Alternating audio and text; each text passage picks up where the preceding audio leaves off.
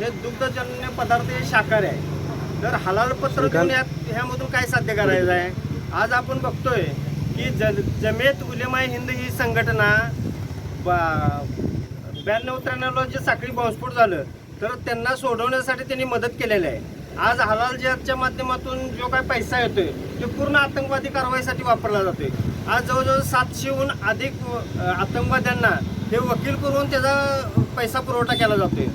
आज आपण बघतोय की भारताची इकॉनॉमी जवळजवळ 3 ट्रिलियनच्या वर आहेत, अमेरिकन $1 वर. तर ह्या 14 वर्षामध्ये ह्या हलालच्या सर्टिफिकेटच्या माध्यमातून जवळजवळ $2 ट्रिलियन यांची रक्कम हे झालेली आहे. तर हा पैसा जो आहे ते भारताच्या समर्थन अर्थव्यवस्थेच्या आसपास पोचलेला आहे. तर हे आपल्या भारताच्या सुरक्षेला धोका आहे. आज आपण बघतोय की आतंकवादी ज्या काही कारवाई होत्या तर त्याला तो पैसा पुरवला जातोय.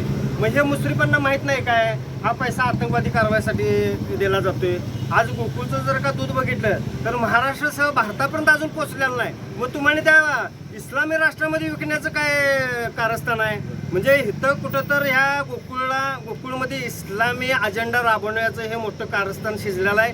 ही कोल्हापूरची जनता कदापि ही सहन करणार नाही. आणि जर का हे गोकुळ हलालमुक्त जर का नाही झालं तोपर्यंत आम्ही जनतेला आव्हान करतोय की गोकुळवर बहिष्कार घालायला पाहिजे. आणि एवढं करून पण हिने जर का हलालमुक्त केलं नाही तर आम्ही मोठं आंदोलन छेडू आणि वेळप्रसंगी मोठा मोर्चा पण